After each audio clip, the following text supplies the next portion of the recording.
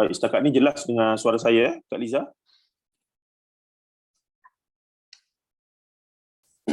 Jelas, Ustaz? Jelas. Okey.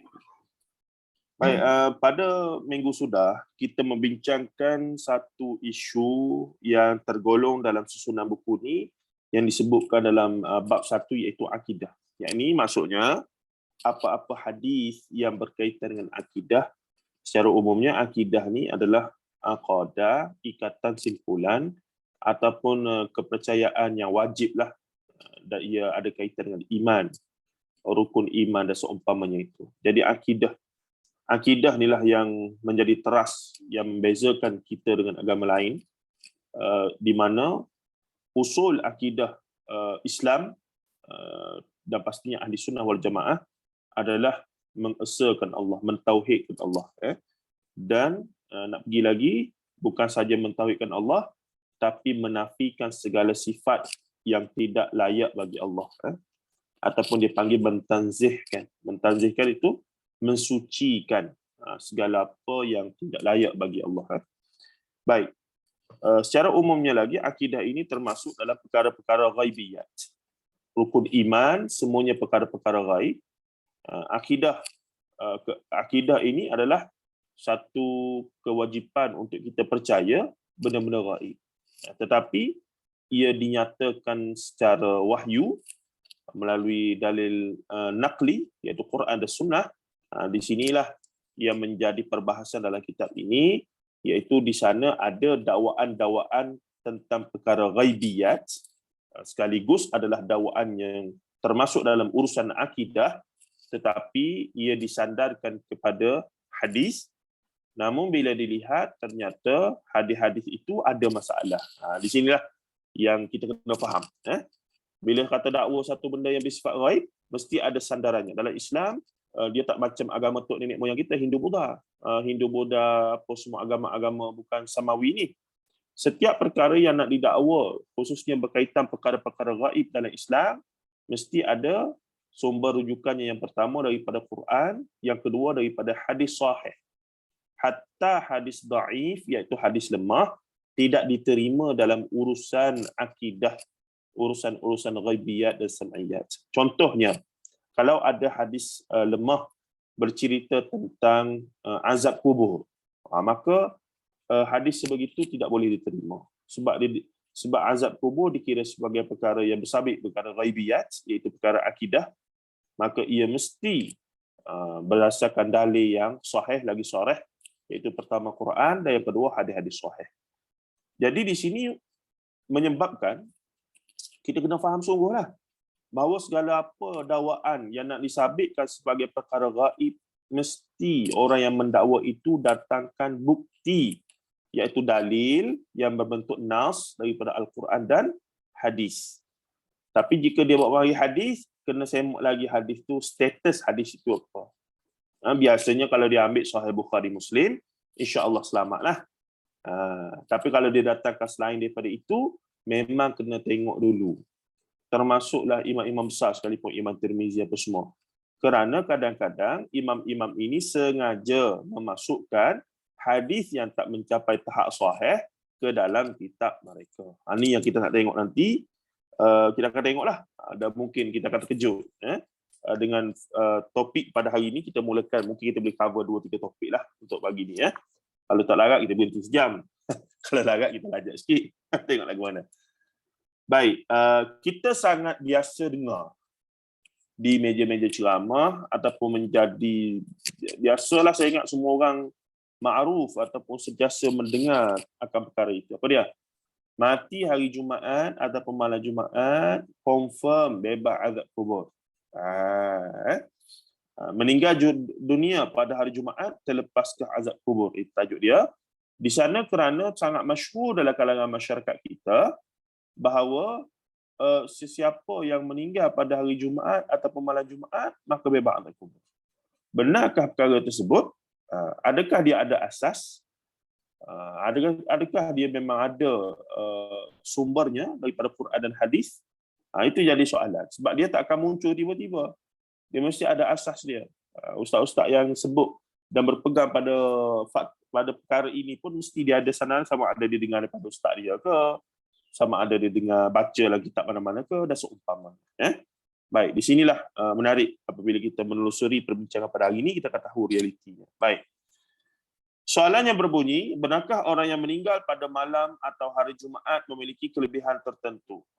Fadail, kelebihan dipanggil fadilat lah. Al-fadil tu yang mempunyai kelebihan gitu ya. Al-fadil, al-ustaz kita panggil.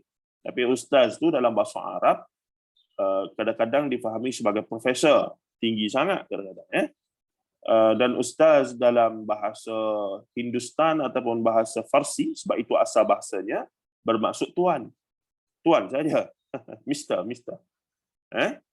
Dan ustaz dalam bahasa Melayu segala-galanya. dia boleh jadi macam-macam. Aku pun tak faham. Jadi tak apalah. Baik. Soalannya lagi berbunyi, ada seorang ustaz menyatakan bahawa orang yang mati pada malam Jumaat akan terlepas daripada azab kubur. Mohon penjelasan daripada ustaz. Baik.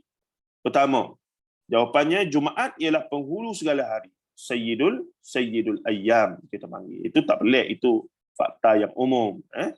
Ada hadisnya, Rasulullah menyebutkan bahawa Jumaat adalah Sayyidul ayyam. Sebagaimana orang Kristian menjadikan hari Ahad dan orang Yahudi menjadikan hari Sabtu sebagai penghulu hari dalam seminggu. Kemudian Jumaat memang memiliki kelebihan tertentu berbanding hari-hari lain. Ini pun kita maklum.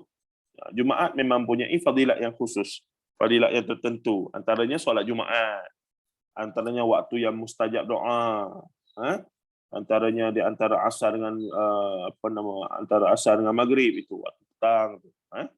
Antaranya banyaklah hari Jumaat ni, sunnah-sunnah hari Jumaat banyak, bermula daripada mandi pagi itu mandi sunat Jumaat, berwangi-wangian dan pelbagai lagi.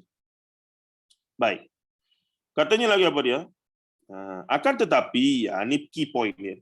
Akan tetapi, apa yang saudara tanyakan, iaitu mati hari Jumaat, bebas azab kubur itu, berkaitan dengan perkara gaib yang hanya dapat diketahui menerusi wahyu. Apa dia wahyu? Yang pertama, Quran.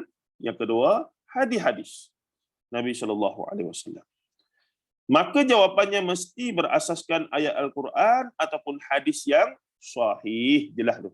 Hadis yang sahih, sebab ia berkaitan perkara gaib, ia adalah urusan akidah.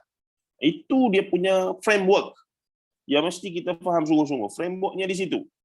Kalau kita tak faham framework ni, mari Tok Bomo cerita apa pun okey. Mari Ustaz Pelipulara mana pun cerita okey. Sebabnya tak ada framework yang jelas. Perkara gaib mesti hanya datang daripada Quran dan hadis sahih. Baik, katanya lagi apa dia? Jika merujuk kepada Quran, jika kita merujuk Al-Quran, kita tidak menemui perkara ini disebutkan secara jelas. Tidak ada. Dalam Quran, 6,236 ayat, tidak ada. Ada setengah orang kira 6,666, tidak ada masalah. Tapi yang pastinya tidak ada pernyataan khusus yang kata siapa mati hari Jumaat, malam Jumaat, bebas azab kubur. Tidak ada.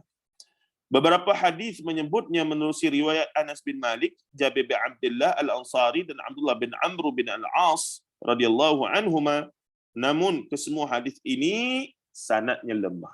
Rupa-rupanya ada hadis. Ada hadis. Jadi kita tahu dah. Patutlah memang ada orang duk guna duk pegang amalan ni. Memang ada riwayatnya. Riwayat yang ada dalam kitab-kitab hadis. Ada. Jadi asasnya ada. Cuma sekarang, stage yang kedua, apa status hadis-hadis tersebut? Sebab kita sebut tadi, untuk dalam urusan ghaibiyat, urusan akidah, hadisnya mesti hanya hadis sahih. Nampak tak? Jadi, di situlah akan dilihat, akan dianalisis status perkara tersebut. Baik. Jadi kata Dr. Umar Muhammad Noor ni, paling tidak ada dua lah. Ada beberapa hadis, tapi yang paling kuat, hadis yang paling kuat ialah hadis Abdullah bin Amr, iaitu bin Al-As radhiyallahu anhuma, yang diriwayatkan daripada dua jalur sanad seperti berikut. Baik, yang pertama, sanad apa dia? The chain of narrator. Kita boleh lukis tu. Chain of narrator tu, pada kertas kosong, kita boleh lukis nama. Yang paling atas apa dia? Nah, contohnya hadis ni dikatakan riwayat Imam Bukhari. Imam Bukhari ambil daripada siapa? Guru dia tu ambil daripada siapa? Dia akan sambung sampai Rasulullah sallallahu alaihi wasallam. Kita boleh lukis nama tu, kita boleh buat macam mind map dia punya. Baik, jalur sanad pertama diriwayatkan oleh Muawiyah bin Sa'id daripada Abu Qabil, daripada Abdullah bin Amr bin Al-As, daripada Nabi sallallahu alaihi wasallam. Jadi kita boleh buat kalau kita itu kita boleh buatlah tu. Daripada Musnad Ahmad ke ni. Baik. Riwayat ni adalah diriwayatkan oleh Imam Ahmad yang adalah Musnad Ahmad. Jadi kalau kita nak lukis, kita boleh buat macam mana? Imam Ahmad ataupun Imam Ahmad duduk bawah sekali, dia ambil daripada siapa dia? Muawiyah bin Sa'id, dia ambil daripada Abu Qabil, dia ambil daripada Abdullah bin Amr al-As, dia ambil daripada Nabi sallallahu alaihi wasallam. Kalau Nabi sallallahu alaihi wasallam di atas, reverse lah. Nabi, Amr bin al-As, kemudian Abu Qabil daripada Abdullah bin Amr al-As, ambil daripada Abu Qabil, ambil daripada Muawiyah, kemudian diberikan kepada Imam Ahmad bin Hanbal. Dia punya jalan tu ada lah. Terputus kejap ya. Okey. Okey je Ustaz. Okey, sorry. Saya tengok gambar saya hang kejap tadi. Tak apa. Asal line Ustaz dah merah. Ni okey dah, putih dah. Okey. Baik, cuba tengok sekali lagi ya. Siapa yang minat sungguh, dia bolehlah cuba lukis-lukis sikit ni. Lukis-lukis sikit. Jadi matannya yang dikatakan hadis Nabi SAW itu, matannya berbunyi, man mata yaumal jum'ati aw lailatal jum'ati wuqiya fitnatal qabr. Siapa yang mati pada hari Jumaat ataupun malam Jumaat. Jelas sebut tu. Jelas sebut tu. Man mata yaumal jum'ati aw lailatal jum'ati. Sebab itulah bersungguh-sungguh sebahagian daripada orang-orang kita ni memang nak mati hari Jumaat, malam Jumaat lah. Memang dia minta sungguh-sungguh. Wuqiya fitnatal qabri, maka bebaslah dia daripada azab ataupun terpelihara daripada azab kubur. Nampak? Siapa riwayat ni? Dalam Musnad Ahmad. Imam Ahmad bin Hanbal, anak murid Imam Bukhari itu, anak murid Imam Syafi'i. Yalah. Jadi takkanlah tak sahih. Ni cerita dia. Riwayat Imam Ahmad ni takkanlah tak sahih. Tengok. Nanti dulu. Jadi hadis ni diambil daripada Musnad Ahmad nombor 6646. Cantik boleh buat nombor kereta. Al-Imam Ad-Darqutni rahimahullah taala dalam kitabnya Al-Afrad berkata, bertafarrud ni bersendirian, mufrad singular ya. Bertafarrud yakni bersendirian padanya Muawiyah bin Sa'id daripada Abu Qabil. Jadi pelik. Kalau hadis ni masyhur, kenapa jalur ni seorang dia saja? Bertafarrud yakni bersendirian pada Muawiyah bin Sa'id, yang di highlight itu, yang dibolkan sebelah tu, dia bersendirian dalam isu ini daripada Abu Qabil. Orang lain tak ambil daripada Muawiyah dan juga Abu Qabil. Jadi ada sedikit pelik di situ. Darjat Muawiyah bin Sa'id dalam hadis tidak mencapai darjat yang diterima tafarrudnya. Malahan kes ini menjadi salah satu petanda lemahnya hafalan beliau. Baik. Antara yang dikritik oleh para ulama jarrah wa ta'dil, ulama hadis yang mengkritik perawi, mereka kata Muawiyah bin Sa'id ini jika dia riwayat bersendirian, maka kena perhati, ada isu di situ. Tapi kalau dia riwayat, orang lain riwayat juga, tak ada masalah.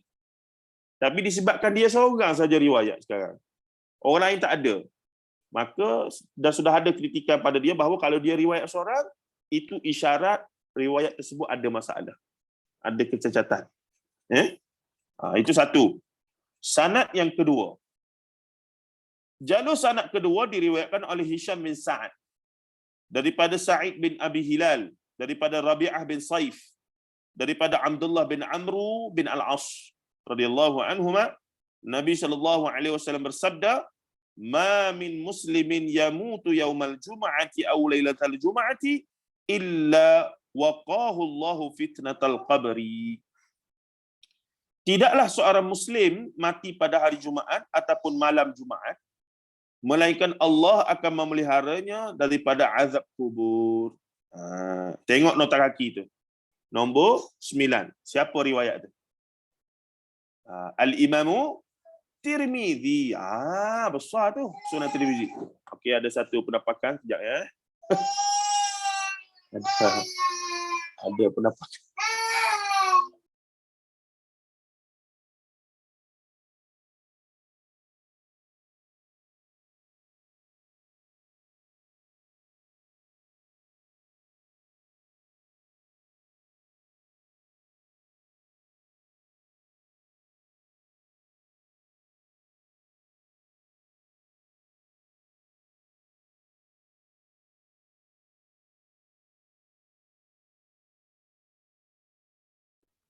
Okey, bersambung. Baik. Jadi, kalau tengok di situ, riwayat ini diriwayatkan oleh tadi Imam Ahmad bin Hanbal dalam Musnad Ahmad, dan ini diriwayatkan oleh Al-Imam Tirmizi dalam Sunan Tirmizi. Imam Ahmad lagi, Imam Tirmizi lagi. Patutlah. So, bagi mereka yang berpegang dengan perkara ini, kita tak boleh kata mereka tidak ada asas ya. Sebab hadisnya memang ada. Cuma lagi mereka tak, bila mereka tidak terdedah sebagaimana kita sikit terdedah dalam tradisi dan disiplin ilmu hadis ni, maka secara umum mereka menganggap orang awam lah, bahkan para ustaz pun, minta maaf saya sebut ya, ustaz-ustazah sekalipun, mereka tak faham kata walaupun memang ada riwayat itu dalam Musnad Ahmad ataupun Al-Imam Sunan Tirmizi, tapi kena tengok dulu apa yang Imam Ahmad dan Imam Tirmizi kata tentang hadis tersebut. Sebab kita kena faham, saya sebut selalu, dalam seni periwayatan, perekodan hadis, hanya Imam Bukhari dan Imam Muslim syaratkan hanya hadis sahih dalam kitab mereka. Imam Ahmad, Imam Tirmizi, Abi Daud dan seumpamanya, mereka tak syaratkan 100% hadis sahih. Mereka masukkan juga sengaja, bukan tak sengaja, sengaja memasukkan juga hadis-hadis yang tak mencapai darjat sahih untuk tujuan-tujuan yang khusus. Itu seni dia. Itu dia punya style masing-masing. Cuma zaman imam-imam ni mereka tak letaklah nota kaki apa semua. Sebab gaya penulisan zaman tu, kalau kita tengok makhtutat, yakni makhtutat ni manuskrip asal Sahih Muslim, tulisan dia tu rapat-rapat, tak ada titik, tak ada baris, tak ada pun pembahagian macam sekarang. Dia direct gitu je. Bayangkan gaya penulisan zaman dulu lah. Macam Jawi punya manuskrip lah. Dia ada pelbagai cara.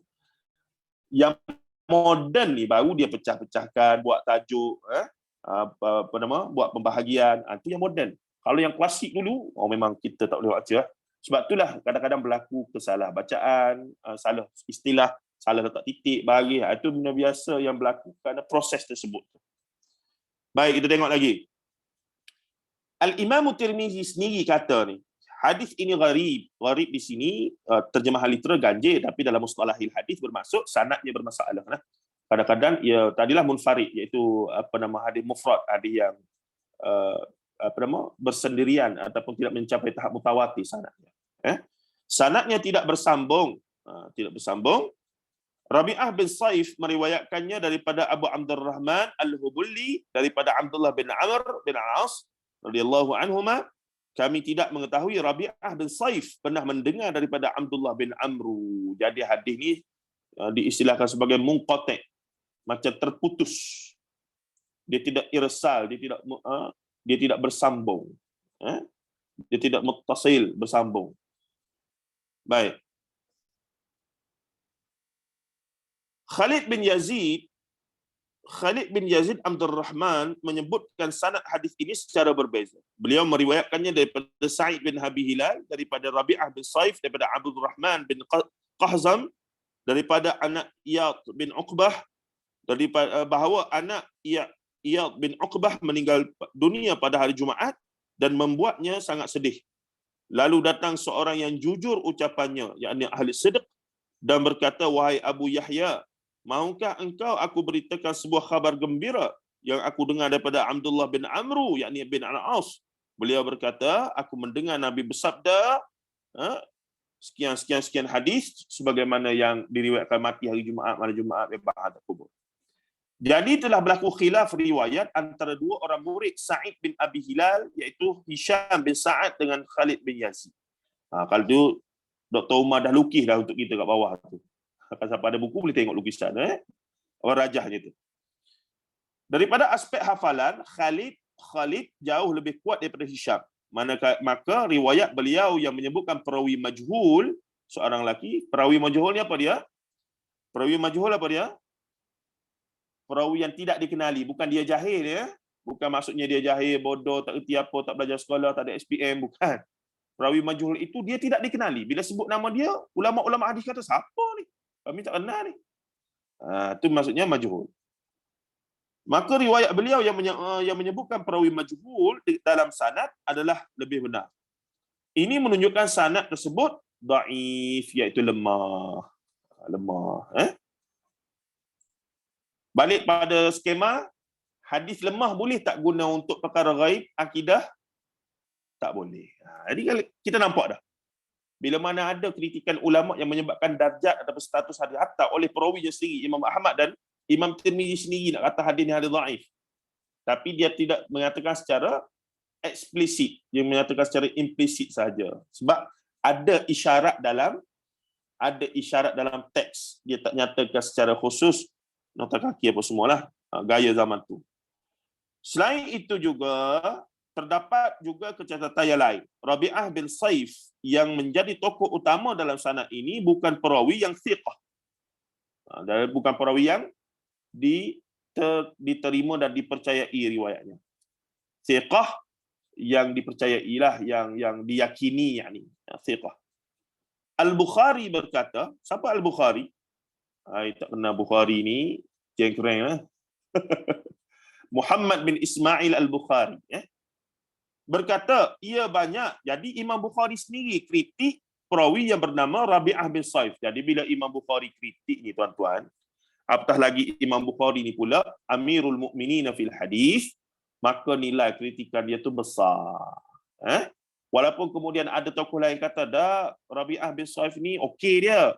Tapi disebabkan dia pernah dikritik oleh Imam Bukhari, maka kalau ikut manhaj Dr. Umar Muhammad Noor, Ihya Mutaqaddimin, maka kita mesti balik pada tokoh yang lebih pakar lagi. Tokoh yang lebih pakar lagi, iaitu dah Imam Bukhari kata macam tu, dalam ilmu hadis lebih dekat dengan zaman Rasulullah, lebih autentik, lebih berkualiti. Maka dalam kes ini kita berpegang bila Imam Bukhari kata, walaupun datang ulama-ulama hadis besar juga lepasnya kata okey, tapi tetap kita stick dengan Al-Bukhari. Imam Bukhari kata, Rabi'ah bin Saif ni salah seorang perawi dalam sanad tadi, ia banyak meriwayatkan hadis-hadis mungkar. Hadis-hadis yang cacat teruk lah. Mungkar ni dhaif jiddan, dhaif yang terlalu dhaif. Dalam kategori dhaif yang teruk sangat, tapi tak sampai tahap palsu, cuma sangat-sangat teruk. Kemudiannya Ibn Hibban, Al-Imam Ibn Hibban rahimahullah ta'ala berkata, sering melakukan kesalahan. Sentiasa tersalah, banyak kali tersalah hafalan ke, cara riwayat ke macam mana. Tapi para ulama mengkritiklah dia punya kualiti sebagai seorang perawi thiqah itu. Maka kata Dr. Umar Muhammad Noor hafizahullah, guru kami yang mulia ini, saya menyimpulkan bahawa hadis ini lemah. Hadis ini lemah. Kesimpulan ini telah menjadi pegangan ramai ahli hadis terdahulu. Salah seorangnya ialah Abu Ja'far At-Tahawi. Abu Ja'far At-Tahawi dalam syarah Mushkilul Athar yang diisyaratkan oleh Al-Bukhari. Abu Ja'far At-Tahawi ni asalnya mazhab Syafi'i. Tapi pakcik dia, anak murid Imam Syafi'i, telah kritik dia, telah macam sindir dia. Kamu ni belajar-belajar tak erti juga, begitulah lebih kurang bahasa kita ya. Dia pun frah, dia tukar mazhab, masuk mazhab Hanafi. Dia belajar sungguh-sungguh jadi tokoh besar mazhab Hanafi. Itu menariknya Abu Ja'far At-Tahawi ni. Rasa pakcik dia tu nama Ar-Rafi'i. Rifa'i. Dia ada murid kanan Imam Syafi'i lah, ada 2-3 orang tu.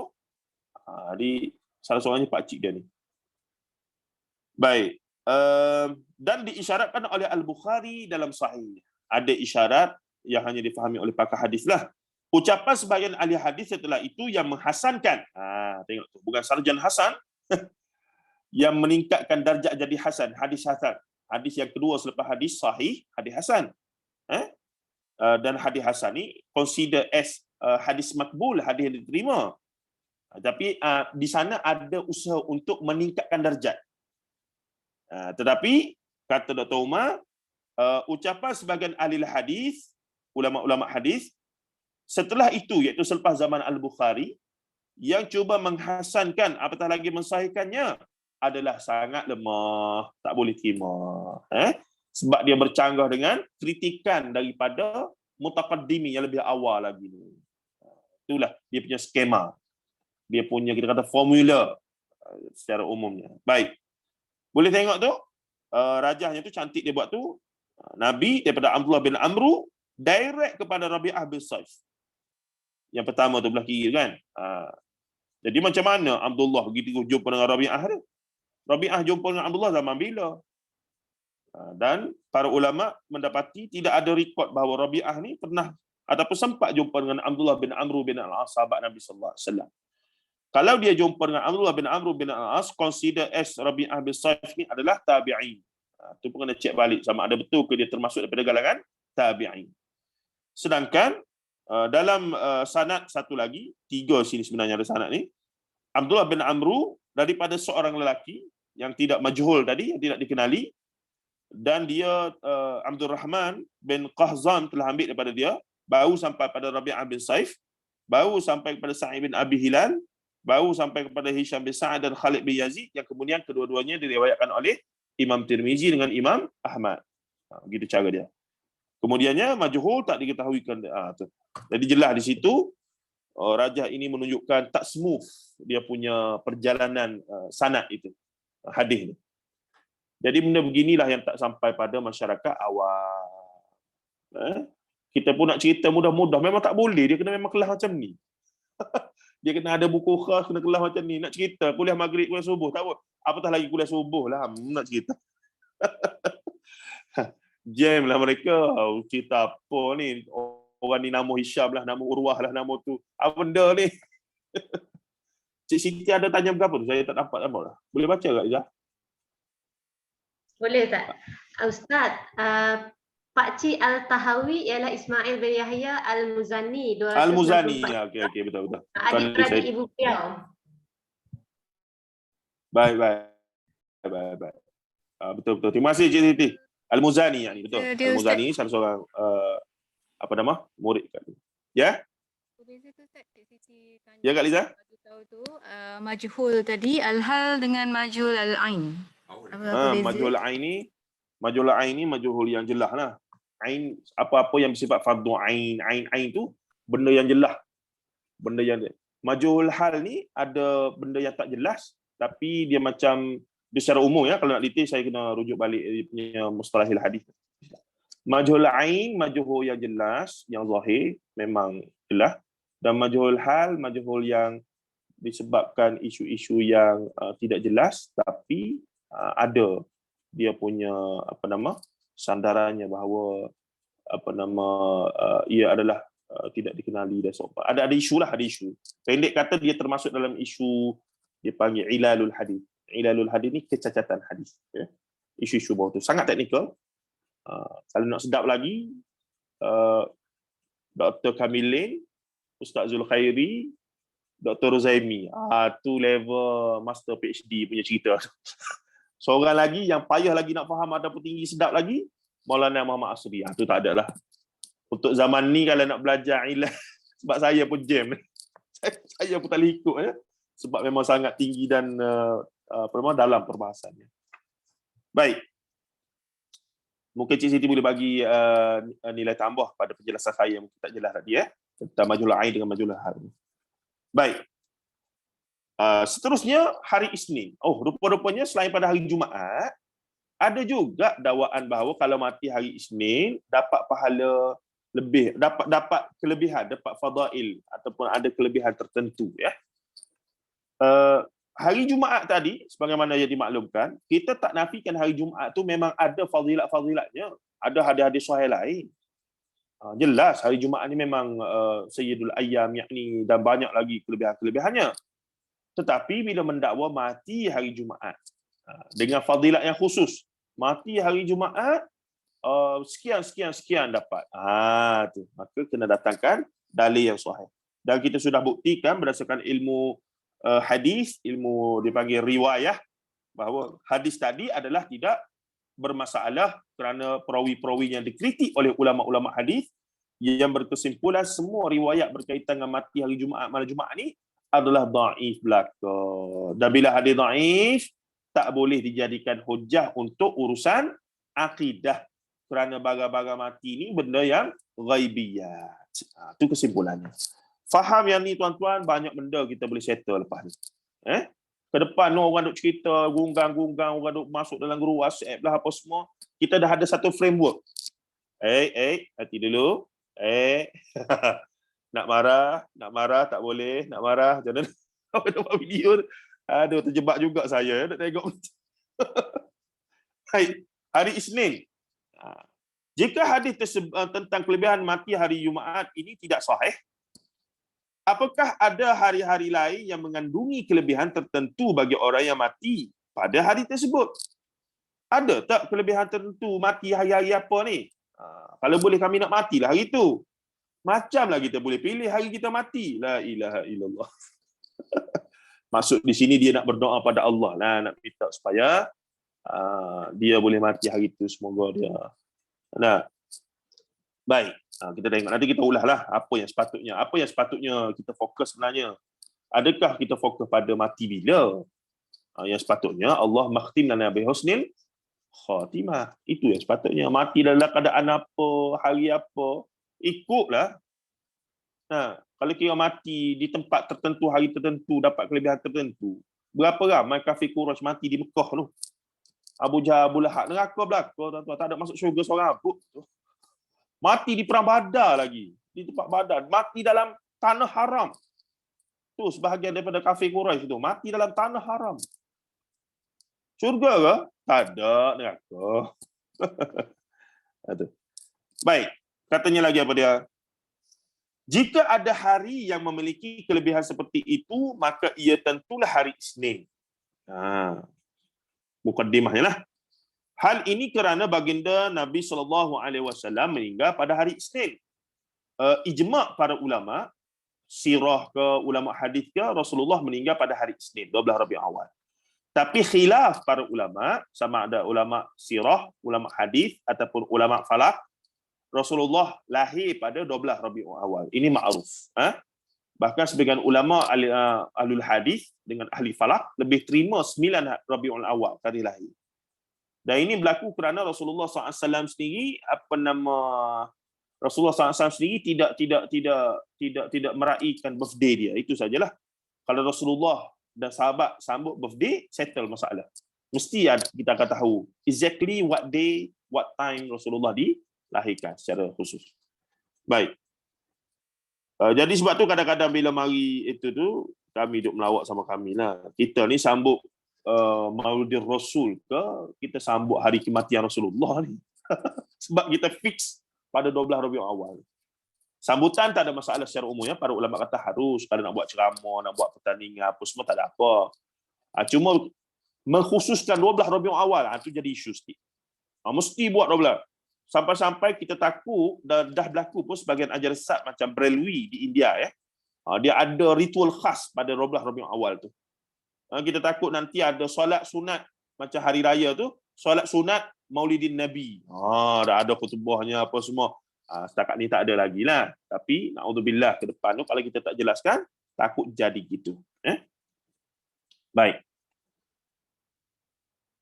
Jika Imam Al-Bukhari membuat sebuah bab dalam sahihnya yang bertajuk siapa yang mati pada hari Isnin.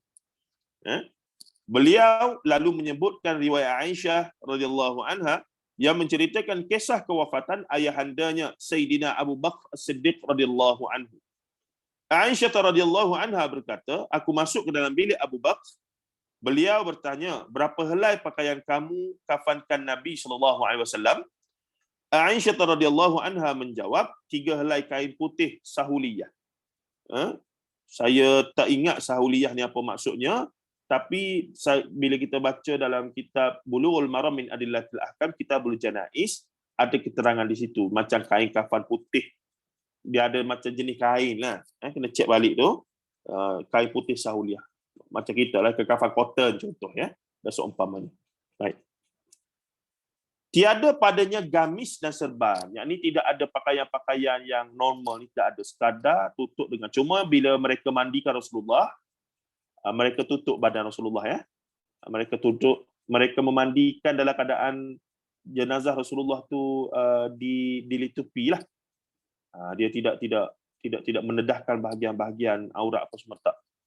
Para ahli keluarga baginda SAW memandikan jenazah Nabi SAW dengan keadaan maksudnya kalau masuk keadaan yang sangat-sangat menghormati lah. Sangat menghormati gitu.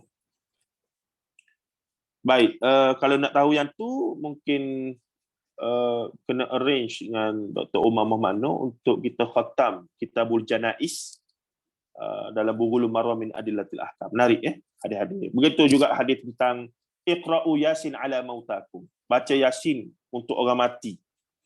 Ala mautakum di situ bukan orang dah mati baru kita baca Yasin hadiah. Baca Yasin di situ, Iqra'u Yasin ala mautakum, ketika orang tu sedang nazak. Itu prinsip sebenarnya. Sebab tu gambar saya bersama Dr. Mazhar dengan ayahanda beliau yang meninggal baru 2-3 hari lepas tu, kan masa tengah nazak tu dia baca Yasin lah tu. Tu nasib baik ada orang modal. Tengok mufti Perlis baca Yasin. bukan boleh kira mereka ni. Betul lah, itu situasi yang betul. Ini ketika nazak kita ada di sisi, kita datang ziarah, dia tak mati lagi dia tak mati lagi. Kita bacakan Yasin. Kerana dalam surah Yasin itu ada ayat-ayat yang bersifat macam motivasi lah. Macam memberi isyarat tentang perjalanan selepas kematian apa semua. Itu penting tadaburnya pula tu. Itu pentingnya kita mentadaburkan surah Yasin tu pula. Diharapkan dengan membaca itu maka bakal jenazah ni siapa-siapa pula yang kita berada bersama dia tu sikit sebanyak mendapat semangat ketenangan untuk berhadapan sakarat dia tu. Semoga kita juga begitulah insya-Allah. Baik. Katanya lagi apa dia? Lalu Abu Bakar bertanya, hari ini hari apa? Abu Bakar tanya Aisyah, dia dalam keadaan sakit lah berkali masa ni. Abu Bakar mati sakit lah. Umar, Osman, Ali semua kena bunuh. Hussein, Hasan semua kena bunuh. Baik. Aisyah menjawab hari Isnin. Maka aku berharap meninggal sebelum masuk waktu malam. Maksudnya masuk waktu maghrib. Itu kari kan. Jadi Abu Bakar seolah berdoa lah. Mengharapkan kalau boleh aku mati ni sebelum masuk waktu maghrib nanti malam. Maksudnya berlaku pertukaran hari itu. Kata Abu Bakar radhiyallahu anhu, Sayyidina Abu Bakar meninggal dunia pada malam Selasa dan dikebumikan sebelum subuh. Tapi apa yang terjadi adalah tak jadilah dia mati malam itu. Dia mati masuknya malam Selasa itu.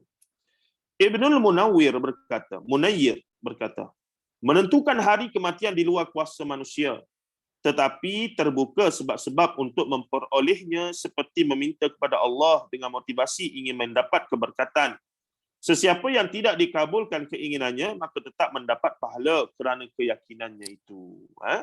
Macam orang kita tu memang baguslah hajatnya nak mati mana. Semua nak mati Mekah dulu. Oh, tua-tua dulu ya. Kalau boleh pergi haji tu, dululah sebelum kapal terbang. Memang pergi tu memang memang dah standby lah. Kalau kata tak balik tu, tak ada apa dah. Sebab perjalanan dah 6 bulan. Daripada Pulau Pinang, naik kapal tu, nak sampai tu dah 6 bulan. Tengah jalan tu macam-macam dah boleh jadi. Nah, sampai duduk sana, zaman tu tak ada permit, tak ada pasport apa benda, malah balik, duduk sana tu. Buat kapal. Jadinya, Memang dulu kalau pergi haji tu, maksudnya perpisahan yang memang dah kira-kiranya kalau tak balik, sadaqallahul azim, memang selesai dah tu. Nah. Baik, jadi sebahagiannya memang dari awal lagi niat memang nak mati Mekah lah, gini. Nah, semoga dia dapat pahala sebab antaranya ulama yang masyhur kisahnya memang nak mati di Mekah ni ulama India, ulama hadis, Maulana Zakaria Kandahlawi, tak silap saya. Dia ulama hadis yang menjadi panutan kepada golongan ataupun jemaah tabligh. Jadi kenapa dia nak mati sangat di Mekah ni dan menghabiskan masa hajatnya di Madinah sebenarnya? Dia nak sangat jasadnya dikebumikan di Baqi'. Kerana kecintaannya teramat sangat kepada sahabat-sahabat Rasulullah sallallahu alaihi wasallam. Dia pun ada tulis kitab Hayatus Sahabah. Jadi dia punya nak menghayati sungguh suasana kehidupan zaman sahabat tu, menyebabkan dia hidup Madinah di akhir hayat dia, dan Allah Ta'ala makbulkan dia mati di Madinah. Semoga Allah Ta'ala memberikan ganjaran yang sewajarnya di atas niat mulia dia dan seumpamanya itu. Tapi ada seorang ulama tanah Melayu, Malaysia kita ni, daripada Perak, namanya apa dia? Syekh Muhammad Idris bin Abdul Rauf Al-Marbawi rahimahullah ta'ala. Tu yang kitab Baharul Madhi tu, yang Dr. Ustaz Datuk Syamsuri Ahmad duk baca berpuluh tahun tak habis-habis. Duk ulang-ulang yang tu. Dan yang kata mati malam Jumaat, hari Jumaat ni, duk ada dalam tu lah. Yang tu yang orang Melayu kita pegang sungguh-sungguh tu. Jadi apa yang berlaku, dia ni duduk, dia pergi ke Mesir Azhar daripada tahun 40-an, 30-an tu, dia duduk sana sampailah tahun 70-an, dia duduk balik pergi balik tak kerap lah. 40 tahun dia duduk di Mesir tu sampai tahun lebih kurang 70-an, 80-an, awal 80-an itu, dia pun dijemput balik untuk terima anugerah tokoh Ma'al Hijrah yang pertama. Dalam sejarah negara kita ni, dia tokoh Ma'al Hijrah yang pertama. Tapi disebabkan masa tu dia dah sangat tua, 80-an lebih, masa tu umur 40. Dia 40 tahun dah dia di Mesir. Dah ada anak bini, dah ada penerbitan, dia punya pencetak, syarikat pencetak sendiri apa semua dah. Jadi bila dia balik, terima anugerah tu, ada gambar dia, kalau Google adalah gambar dia tu, dia terima anugerah daripada Sultan apa, Agung yang pertama tu, Agung yang keberapa tu. Kemudiannya, dia tak larat dah. Keuzuran dia tu, dia tak larat dah nak balik ke Mesir semula. End up dengan qadarallah wa ma syaa fa'al, Allahumma fillahu warhamhu wa'afihi wa'fu anhu. Dia pun meninggal lah di kampung halaman dia di Perak itu, di Lubuk Merbah. Dan dikuburkanlah di kampung dia tu. 40 tahun merantau duduk negara orang, jadi warga rakyat sana apa semua dah. Akhirnya balik mati di kampung. Rahsia Allah Ta'ala tentang ajal kita. Kalau ikut macam tak logik lah, macam mana? Duduk sana dah lama ada. Begitu jugalah adalah kisah lain lah. Baik, tengok lagi tu. Beliau menambah, jadi Ibnul Munayyir menambah, agaknya hadis yang menyatakan kelebihan mati pada hari Jumaat tidak sahih di sisi Al-Bukhari. Oleh sebab itu, beliau hanya menyebut hadis yang memenuhi syaratnya dalam bab ini. Lalu mengisyaratkan tarjih. Tarjih apa dia? Rajih. Yang lebih kuat, ya. Mengesahkan. Rajih ni, tarjih ni, tarjih. Tarjih ni, mengiyakan sungguh-sungguh. Begitu, tarjih. Jadi mengisyaratkan tarjih di atas hadis-hadis yang lain. Ucapan ini dinukilkan oleh Al-Hafiz Ibnu Hajar Al-Asqalani rahimahullah ta'ala dalam Fathul Bari, wallahu a'lam. Cuma yang kata kelebihan hari Jumaat, hari Isnin tadi, dia bukan satu sunnah yang dipanggil sunnah, dipanggil apa? Dipanggil sunnah tashri'iyah. Tapi dia lebih pada Rasulullah mati hari Isnin kan?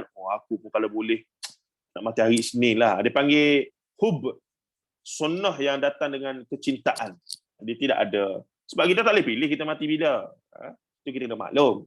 Tapi berdasarkan kisah Abu Bakar tadi, disebabkan manifestasi kecintaan kita pada Nabi SAW, kalaulah boleh aku mati hari sama dengan Rasulullah. Begitu.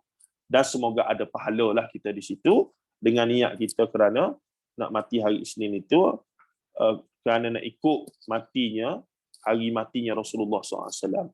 Sehingga akhirnya Abu Bakar pun tak mati pada hari Isnin, dia mati malam Selasa. Kalau kira gitu Abu Bakar pun tak ikut sunnah. Tak boleh lah, sebab yang menentukan Abu Bakar mati itu adalah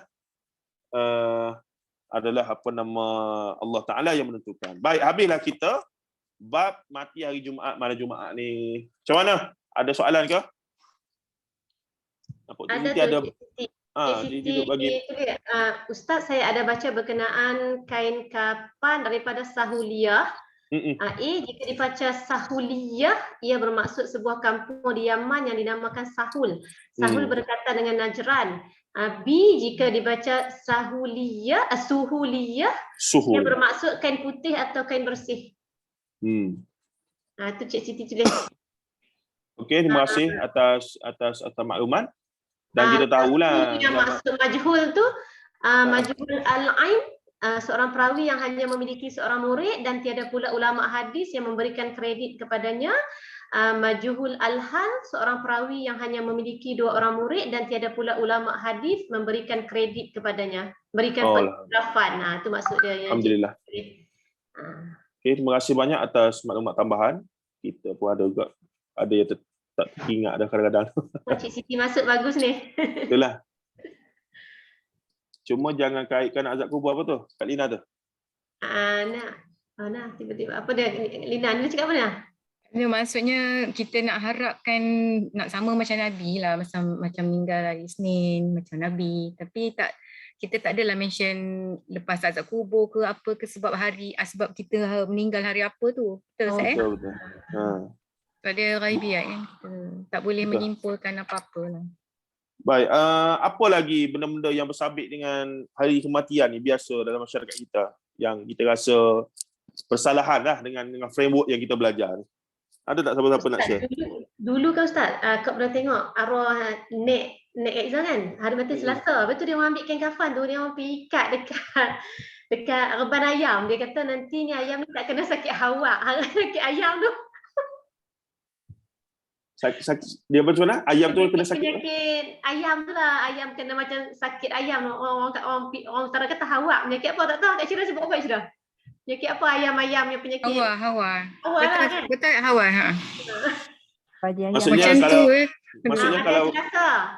Maksudnya kalau berlaku kematian hari Selasa, khawatir nanti ayam tu kena penyakit. Ambil kain kafan tu, ikat dekat reban ayam tu. Sebesar-besar kain kafan tu, kau ambil sikit. Dia potong cebisan kain. Perca kain ni Ustaz, perca kain sahaja ambil. Tu ada Anisanya meninggal bulan Ramadan terlepas siksa kubur ke Ustaz? Itu dia. Meninggal Ramadan tak, maksudnya fitnah kubur itu tetap kena hadapi juga. Mungkin nakir punya soalan apa semua lalu proses yang sama, dan tidak disebutkan bahawa proses itu berkurangan ya. Untuk orang mati bulan puasa ni, maksudnya proses-proses yang biasa tu, roh diambil kemudian dibawa naik jumpa Allah. Kalau kata roh yang baik diterima kemudian masuk dalam kubur, balik alam barzakh, mulanya fitnah kubur, marabbuka man nabiyyuka tu. Tidak ada setakat ni, wallahu alam, saya duk baca-baca tidak ada lagi lah kenyataan yang menyatakan proses itu jadi, maksudnya mungkin nakir pun kurang marah ke, tak ada. Prosesnya tetap sama. Cuma yang kata dalil umum yang kita kata bila datang bulan Ramadan, apa nama? Seksa kubur apa semua, seksa nilah alam barzakh itu dikurangkan apa semua tu. Itu hal lain. Ya? Kalau meninggal bulan Ramadan ni seksa kubur diringankan ke? Diringankan, itulah saya kata setakat ni yang saya duduk ingat, tak adalah menyebutkan proses itu menjadi lebih ringan dan lebih mudah apa semua. Tetap melakukan. Dia ringan tak ringan ni berdasarkan kita punya amal soleh itu yang at the first place ya. Tapi dari sudut kesan bulan Ramadan itu, yang kata jin iblis diikat apa semua tu cerita lain lah. Yang kata azab kubur orang yang sentiasa duk ada tu pun cerita lain dah. Ni orang yang baru mati. Dia pada menurut apa yang saya duduk baca lah setakat ni, kalau ada fakta lain, hadis lain, mungkin boleh kita bincang lagi. Dia tetap melalui proses yang sama. Tak adalah ada fadilat-fadilat tertentu dan seumpama. Wallahu a'lam. saya nak share tu Kak Azura. Boleh share lah.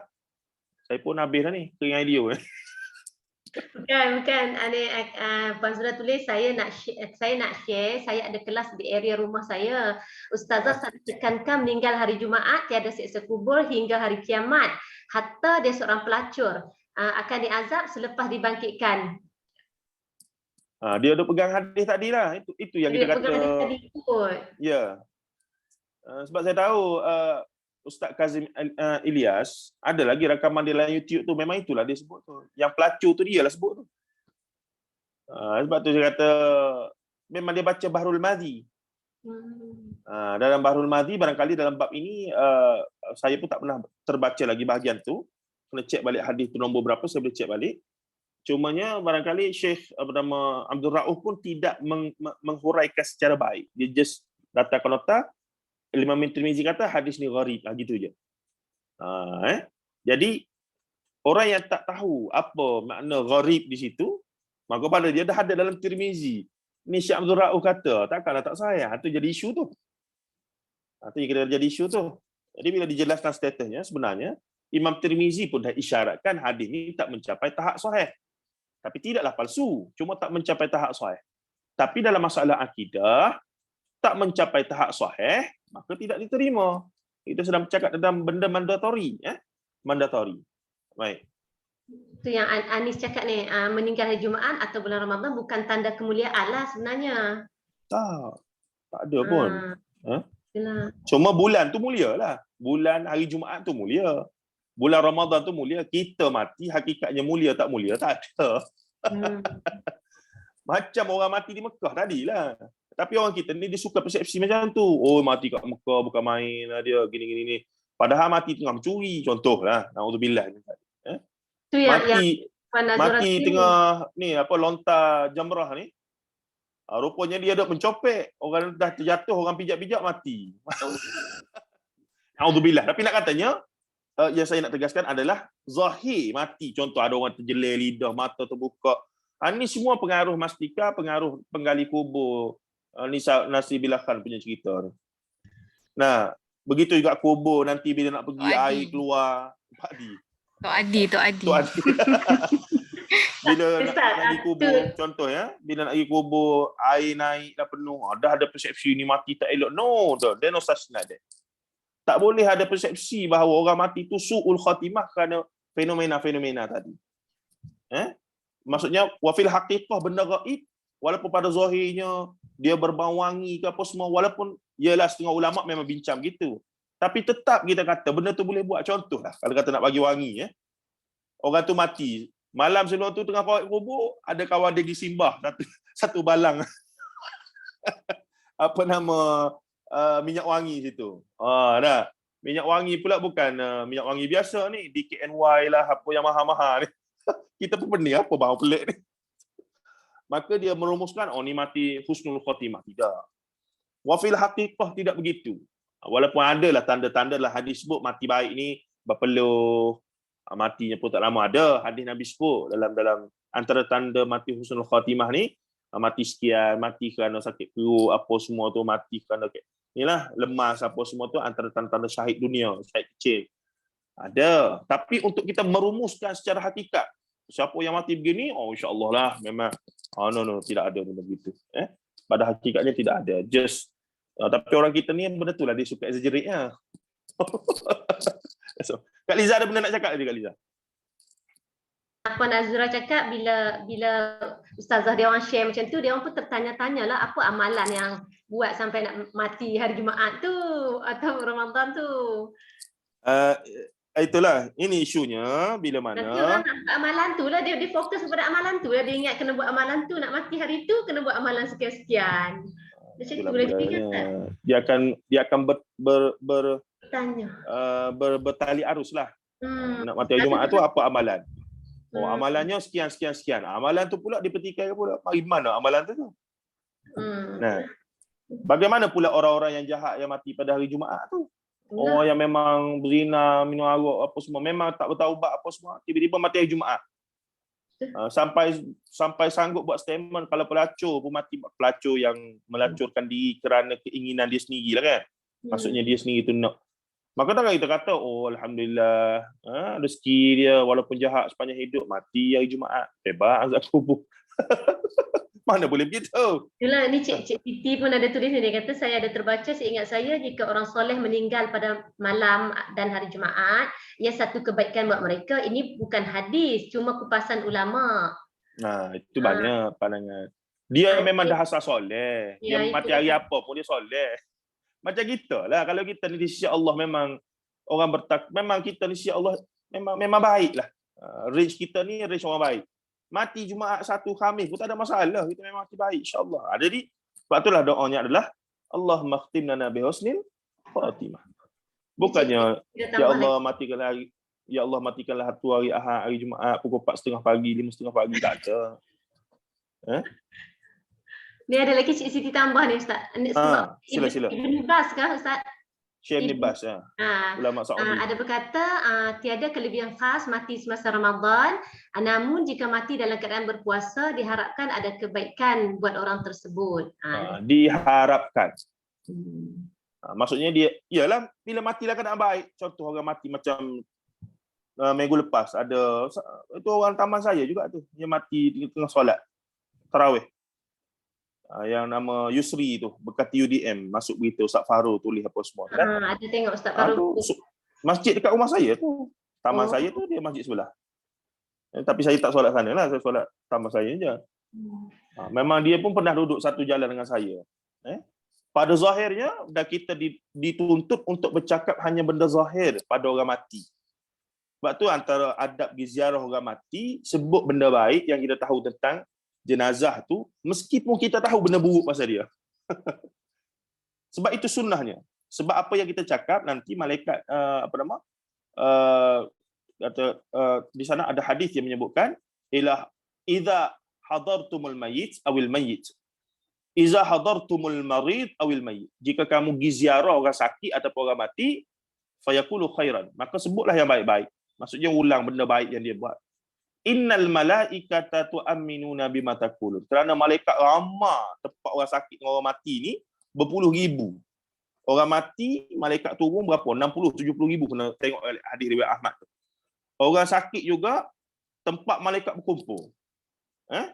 Jadi bila kita pergi kita mendoakan, malaikat tu dia tersebut benda-benda baik, kenangan-kenangan baik, the good deeds yang dia buat sepanjang hidup dia, maka dia harapkan dengan benda baik yang kita sebut tu, malaikat doa amin, yang dia ni adalah kurang sikit sebanyak pahala dosa dia tu, dapat tambah pahala. Itu tujuannya. Walaupun kita tahulah dia punya tak baik tu, sebab yang mati tu siapa? Kawan baik kita ke, siapa-siapalah adik-beradik kita ke, kita tahu ni perangai ni, iyalah. Tapi kena sebut benda baik dia. Itu adab, itu adalah adab dan sunnahnya pada orang yang sudah mati. Jadi pada zahirnya, contoh orang yang kata Abah Yusri, Allahumma fillah warhamhu wa'fu. Dia mati dalam keadaan tengah takbir Allahu Akbar, pam jatuh. Maka kita kata, ini satu kematian yang cukup luar biasa lah. Secara zahirnya begitu. Tapi kita juga kena tahu, wafil haqiqah dia di sisi Allah, itu dia dengan Allah Ta'ala. Tapi secara zahir, dia mati dalam keadaan baik. Begitu juga orang mati, Ustaz Rizal dulu pernah bagi contoh, orang mati depan disko contoh. Dia mati depan disko dalam keadaan botol arak pecah apa semua itu begini. Wartawan ambil gambar, kita pun tengok, Allah Pak Haji ni, berat pergi masjid ni. Hari-hari duk pergi masjid. Mati dalam keadaan ni. Persepsi kita apa dia? Oh ni mesti mabuk, bergaduh apa semua ni. Rupa-rupanya dia tu, lalu kawasan tu bergeluk dengan perang ke apa semua itu begini, nak tolong orang. Kawan tu ambil botol arak pukul dia. Dia pula bergeluk-bergeluk, akhirnya dia meninggal depan tu. Jadi nak katanya wafil haqiqah kita tak tahu, wallahu a'lam. Zahir baik, zahir tak baik, kita kata Allah yang tahu. Dan kita tahan diri kita daripada buat spekulasi kesimpulan tu. Tapi sunnahnya kena sebut benda baik kalau dia buat sahaja. Bila kata orang tu dah mati. Itu wallahu a'lam. Ustaz, nak tanya sikit Ustaz. Adakah bilangan orang yang menyemayangkan mayat itu memberikan indikasi mengenai apa status ataupun seseorang itu. Maknanya kalau ramai tu menunjukkan dia tu bagus. Betul. Di sana ada satu hadis dalam Bulughul Maram ada sebut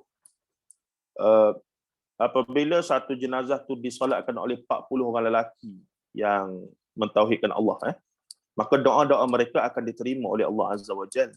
Sebab itulah para ulama membuat kesimpulan, moleknya jika jenazah itu disolatkan di tempat yang ramai tumpuan lah. Dalam konteks hari ini mungkin di surau, di masjid. Jadi satu keuntungan lah, satu kelebihan juga. Contohnya mati hari Jumaat, disolatkan selepas Jumaat. Itu mungkin orang kita nak cari yang tu lah tu. Dia campur-campur sikit sebanyak.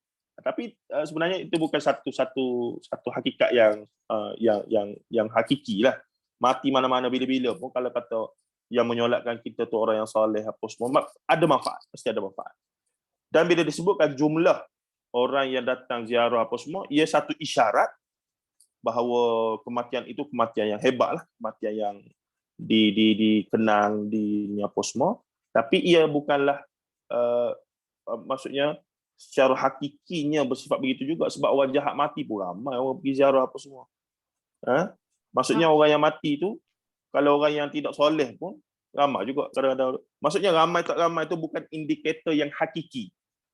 Okay. Cuma bolehlah kita kata bahawa tu antara isyarat bahawa kematian dia kematian yang hebat, yang Allah Ta'ala redai, yang Allah Ta'ala ni apa semua. Wallahu a'lam. Sebab kita bercakap tentang benda gaib.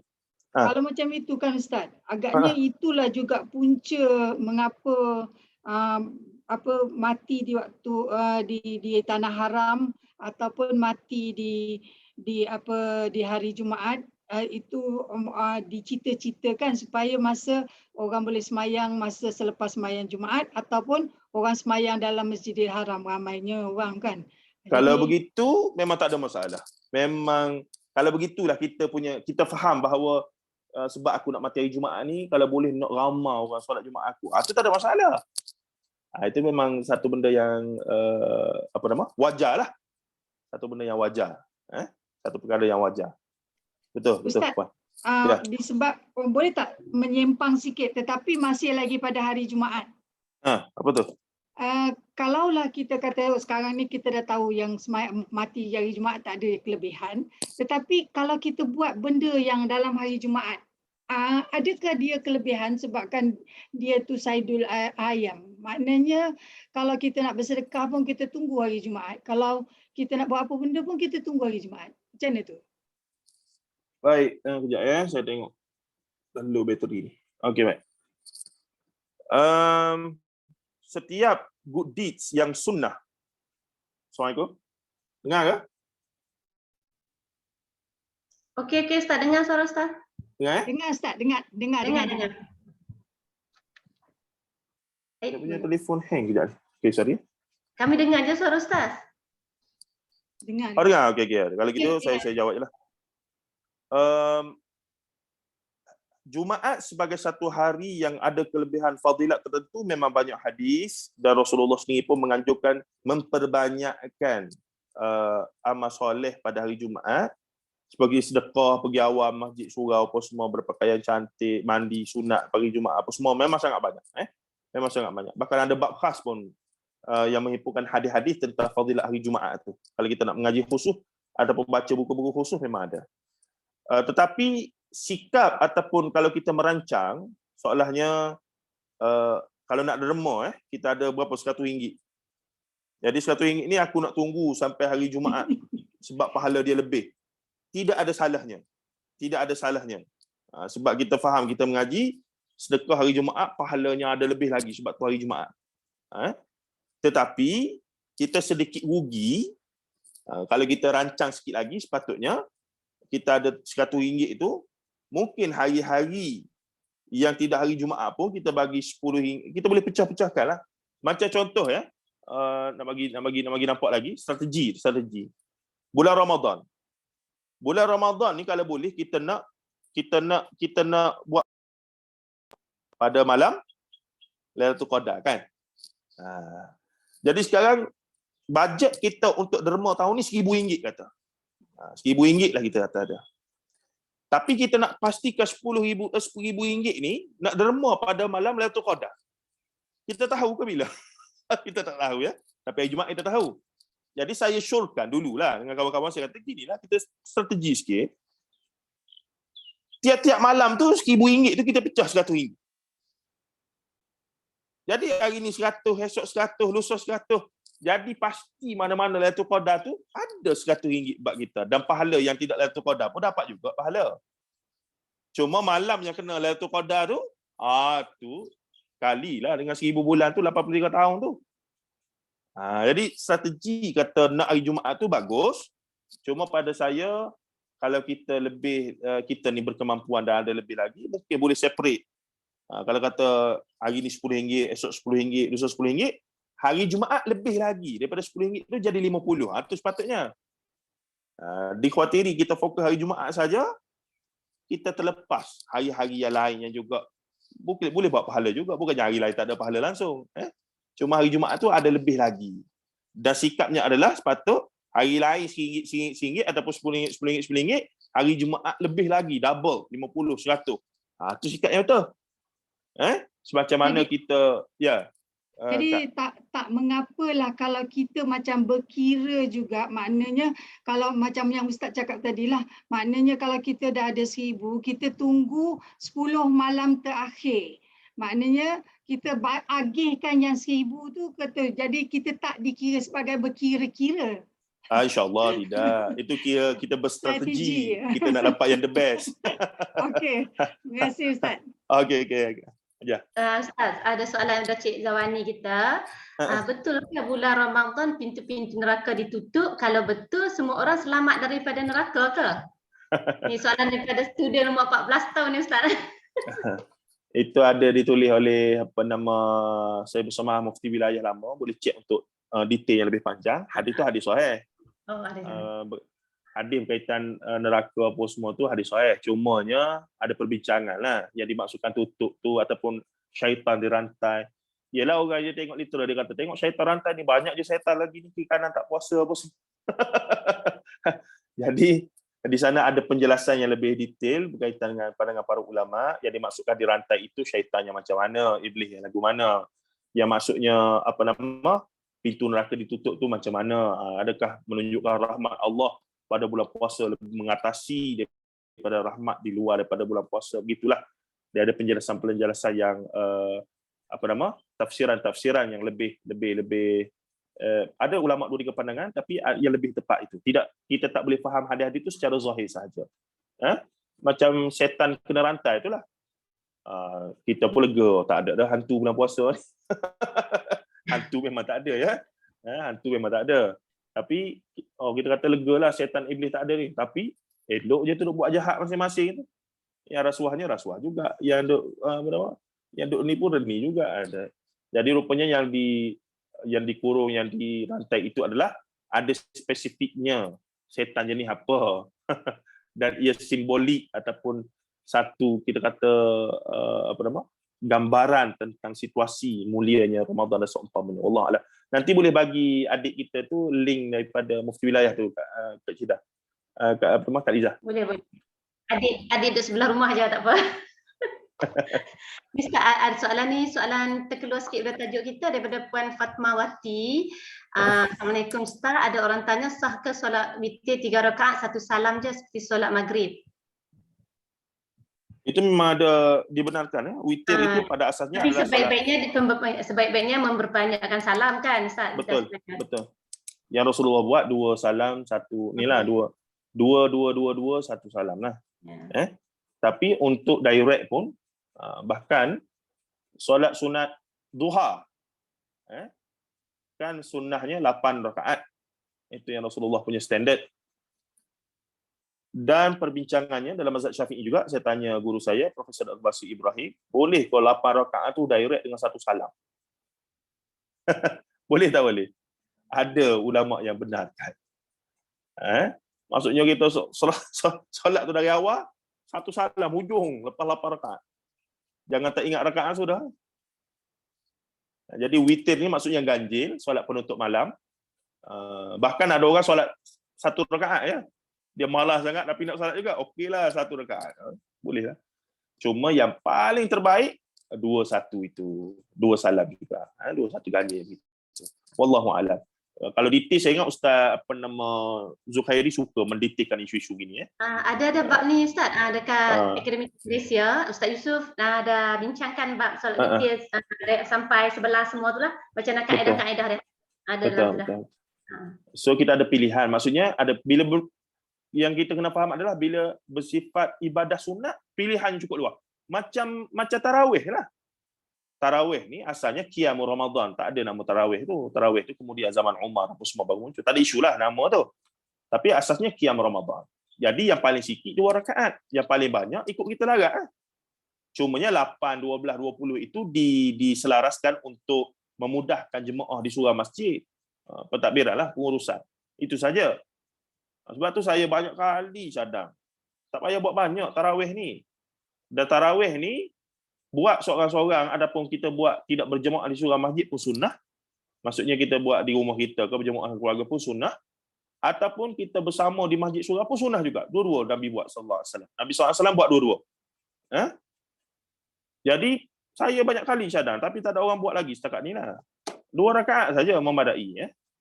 Rakaat pertama 15 juzuk, rakaat kedua 15 juzuk. Macam mana? Boleh? Datang kerja lah besok. Lengur kaki berdiri. Saya ada malam-malam tertentu saya tak pergi surau lah. Saya solat dengan anak-anak di rumah. Saya cuba praktis dengan mereka ya. Tapi bukan 15 juzuk lah. Contohnya saya baca Ar-Rahman. Saya baca surah Ar-Rahman penuh. 1 rakaat. Kemudian rakaat kedua surah Al-Waqi'ah. Memang lepas tu collect dulu.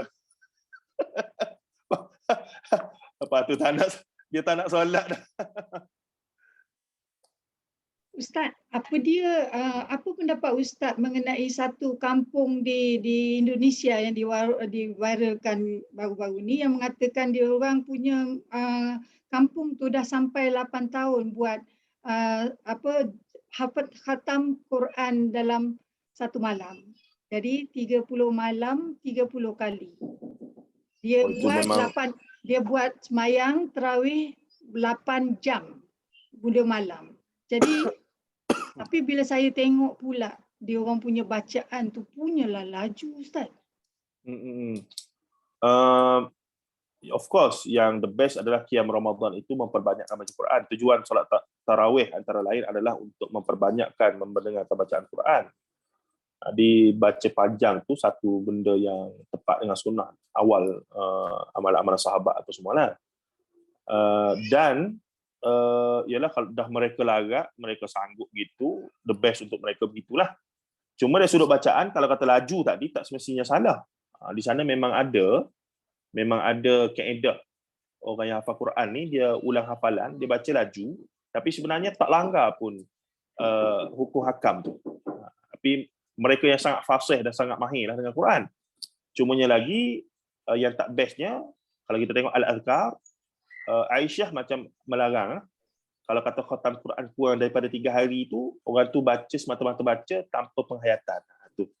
Jadi di sana ulama pegang kata lebih baiklah baca dengan beranjur sedikit tapi ada penghayatan berbanding dengan kejar khatam sampai tadilah laju macam makmum pun mungkin dengan Bismillahirrahmanirrahim alhamdulillahirrahmanirrahim. Jadi dia tak ada penghayatan di situ. Wallahu alam, semoga Allah Taala kurniakan mereka pahala niat mereka nak khatam Quran setiap malam itu luar biasa. Memang kita tak mampulah. Tapi kan Ustaz, kalau makmum tak sempat baca Fatihah dengan betul kan tak sah solat ni Ustaz ya. Kalau ikut mazhab Syafi'i ialah. Mazhab Syafi'i mewajibkan untuk solat dengan Fatihah. La solata liman lam yaqra bi Fatihatil kitab tu. Tapi kalau dia baca 30 juzuk tanpa sempat Fatihah ada ke? Saya ingat ni kes lain. Ini kes yang laju 20 rakaat dalam masa 7 minit tu. Kan? Dia berbeza dengan yang baru ni yang 8 jam khatam 30 juzuk. Akak kita ni macam mungkin confuse sikit situ tu. Yang kata tak ada makninah tu yang 7 minit khatam 20 rakaat tu. Itu dekat India Bismillahirrahmanirrahim. kot Ustaz. Yang 7 minit tu dekat India Oh ya, kot. India. Indon pun ada rasanya. Yang dekat Indon tu yang dia orang solat 8 jam tu. Oh, okey. Saya tertukar. Indon pun ada. Oh, Indon pun ada? Ada. Ustaz, Viral itu. ni ada lagi Cik Siti tulis ni. Jangan samakan witir dengan maghrib. Tak baca tak reti lah Ustaz ni. Ruahul Al-Hakim kot. Betul wal Bayhaqi. Aku tak reti baca lah Ustaz.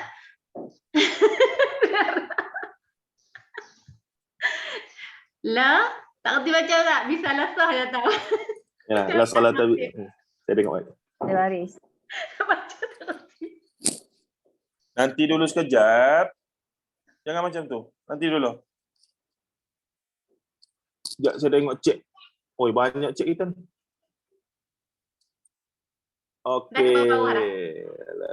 Solat dia insya-Allah. Dengan sama dengan witir dengan Jumaat, dengan witir dengan maghrib, rawahul hakim, tapi sekali itu hadis ada kata 8 ada 10 sunnah Rasulullah. Betul. Berkaitan dengan witir tu memang luas perbincangannya. Ini mungkin salah satu pandangan yang tidak membenarkan untuk buat 3 secara direct. Saya akan clarify balik dengan Ustaz Zul, Cik Siti. Yang keduanya berkaitan 8, 10, 20 dan 2 rakaat. Maksud saya dari sudut fiqh ya. Dari sudut fiqh nak katanya fiqh. Fiqh ni maksudnya boleh tak boleh tu. Jadi secara asasnya solat tarawih tu minimumnya 2 rakaat sudah dikira sebagai qiyam Ramadan. Maksud saya begitu ya. Bukanlah itu mendapati sunnah Nabi SAW. Tapi kalau kata orang tu nak qiyam 2 rakaat minimum. Kalau dia tak larat sangatlah. Ni ada ustaz mana tu di tempoh hari ya. Orang yang bekerja malam kan. Apa semua. Ya memang dia ni memang nak solat tarawih tapi tak boleh. Dia kerja malam. Paling tidaklah lepas dia solat isyak, dia solat qabliyah ke ba'diyah ke tu, dia just ambil 2 rakaat saja dengan niat untuk qiyam Ramadan. Sudah dikira dia mendirikan yakni qiyam ataupun tarawih. Itu maksudnya. Maksudnya tak semestinya kena 8, 20 apa semua tu. Paling minimum yang dibenarkan adalah 2 dan paling maksimum tu sebanyak yang mungkin yang rajin lah. Begitu maksudnya. Tapi yang the best of course tadilah Rasulullah buat 8. Tapi 8 Rasulullah tu dengan bacaan-bacaan yang sangat panjang sebenarnya. Beberapa surah baru sekali rukuk. Kita ni yalah nak ikut 100% sunnah ni tak tahu. Tapi we are trying get the best. Apa aspek yang kita ada strateginya, saya sebut tadi, berstrategi tadi. Sebab kita antara kelebihan Ramadan dan juga malam Lailatul Qadar sebab Allah Azza wa Jalla tahu umat Nabi Muhammad ni umur tak panjang. Makanya di sana ada hotspot dari sudut bulan, dari sudut hari yang sengaja Allah Taala bagi supaya kita ni ibadah kita kelak kalau kita kejar benda tu, kita berstrategi dapatkan benda tu, bila kita dapat tu pahalanya nanti akan seolah-olah umat-umat dulu yang umur 1000 tahun, umur 2000 tahun dan seumpamanya. Sebab umur kita pendek dengan nak bawa pahala yang tak berapa banyak. Jadi kena berstrategi lah. Sebab tu di sana ada hadis-hadis, kumpulan hadis yang menceritakan pahala amalan kecil, pahala besar. Saya suka share hadis-hadis yang bersifat amalannya kecil tapi pahalanya cukup besar. Banyaklah contoh-contoh yang diberikan dalam hadis-hadis itu. Baik, okey. Kita dah 11.30 ni. Kalau nak wrap up pun boleh dah. Ada nak masuk-masuk beli lauk lagi tu.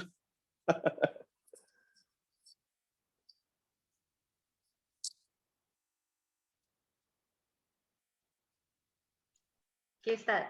Boleh. Kita dah berapa dah? Okey dah tak apalah. Kita banyak dah soalan kan, bertalu-talu dah soalan tadi.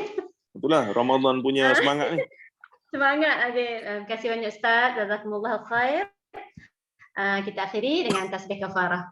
Subhanakallahumma wa bihamdika. Subhanallah wa bihamdika asyhadu an la ilaha illa anta astaghfiruka wa atubu ilaik. Wal 'asri. Assalamualaikum warahmatullahi taala wabarakatuh. Waalaikumsalam warahmatullahi wabarakatuh. Terima kasih Ustaz. Semua. Ya, sama. Cik Siti cakap dengan Ustaz ngajar. Ustaz, Cik Siti nanti boleh tolong kami lagi. Kami tak erti ni. Itulah. Maklumat tambahan daripada dia penting tu. Maklumat tambahan dari Cik Siti. Terima kasih banyak Cik Siti. Terima kasih semua. Kita akhiri dengan wasallallahu ala nabiyina Muhammad wa ala alihi wa sahbihi ajma'in walhamdulillahirabbil alamin. Wassalamualaikum warahmatullahi wabarakatuh. Terima kasih semua. Waalaikumsalam warahmatullahi wabarakatuh. Tapi betul lah, sebab apa tu Kak Syeda pernah dengar, share sikit kat sini kan. Meninggal Jumaat tetapi nak dikebumikan sebelum Jumaat tu. Sebab nak dapatkan fadilat tak kena soal kubur. Tu pernah dengar jugalah yang itu bila meninggal hari Jumaat tu pagi-pagi sebelum solat Jumaat nak kena kebumikan cepat-cepat. Pernah dengar jugalah tu kan kelebihan mati hari Jumaat tu. Lepas tu tapi sebenarnya yang masa kita nak kata kelebihan masa solat Jumaat tu ramai yang hadir kan. Ya, kan itu yang sepatutnya kita nak niat yang sepatutnya kan. Pada Jumaat tu bila solat jemaah, solat jenazah di masjid ataupun surau ramai mendoakan jenazah tersebut. Mungkin kat situ ada kelebihan lah kot kan. Itulah macam-macam kita tak belajar ni kita tapi itulah. Memang masa kecil-kecil dulu kalau orang meninggal hari Selasa tu itu mestilah berat kan ziarah kubur. Banyak soal lepas memang kita mesti berat tu pada Selasa dengan Ahad. So kan tak doa Allah. Macam-macam kita dengar kan. Macam-macam kita dengar masa kecil-kecil dulu. Itulah kan jadi dengar je lah. Okey dah. Dah pergi dah. Izzah dengan Ustaz Yusof dah habis ke belum? Ustaz Yusof dah habis belum? Belum. Ni saya mute je lah. Saya mute tapi saya tengok je lah. Jaga Ustaz Yusof punya sekali. Pula Kak Syeda ni tapi yang Kak Liza yang pasal apa ni ikat pocong kain dekat ban ayam tu first time lah saya dengar. Kak Liza masa Kak Liza kecil dululah. Kak Liza kata kenapa sanggup pula sampai gitu dah. Ayam jadi awak aku ni biar betul tapi budak-budak mesti fikir juga kan. Tapi tak logik sungguh kan ambil jenazah tu dia potong-potong dia ikat dekat reban ayam tu. Saya pun tengok apa pasal. Tak bagi buka lah saya nak buang. Saya nak buang. Kaitan apa? Kena marah lah saya nak pergi ambil buang kena marah. Ayam pun takut tengok kain agaknya ayam tu takut tengok kain putih ke apa tak tahu lah. Macam-macam. Virus tu lah takut. Virus tu tak mai ya. Takut tengok. Tak tahu lah mengarut betul ya. Okey, terima kasih sahabat-sahabat. Kita jumpa lagi hari Isnin dengan Ustaz Azul pula insya-Allah. So dengan itu Kak Syeda endkan sesi pagi dengan lepas. Assalamualaikum warahmatullahi wabarakatuh. InsyaAllah, terima kasih Kak Syeda. Sama. Kak Syeda share masa Kak Syeda berurusi kan, masa dekat Manchester dulu. Pasal dia tu solat witir tu. Suami solat solat tarawih di masjid Pakistan lah. So jemaah Melayu ni buat satu barisan khas untuk orang Malaysia ni, orang Melayu ni. Sebab apa dia tak nak join Pakistan punya solat witir tau. Dia buat solat street. Lepas tu kan dia orang buat satu grup tu untuk solat macam kita lah dua kali salam tu. Kena marah dengan Pakistan tu. Dia halau lagi. Dia join grup dia juga tau. Orang tak nak join dengan dia orang kan. Tu yang kata maknanya dia orang berat lah benda tu kan. Benda kita solat syafi'i lain kan. Itu dia tu bila dia sebab tu. Saya tak pernah pula terfikir macam tu, tapi bila orang tanya suruh minta tolong tanyakan Ustaz, saya cakap lah saya tak berani nak bagi jawapan, saya takut, saya cakap nanti saya tolong tanyakan dengan Ustaz. Pasal benda ni kita kan tak boleh kan macam kalau tak tahu asal-usul hadis tu semua kan. Baik kita tanya dengan yang memang dah pakar pasal benda tu. Syukur Alhamdulillah nanti saya sampaikan. Terima kasih banyak Kak Syeda, terima kasih semua. Kita sama-sama belajar, okey. Dengan itu Kak Syeda endkan sesi pagi dengan lepas. Assalamualaikum warahmatullahi wabarakatuh. Waalaikumsalam warahmatullahi wabarakatuh.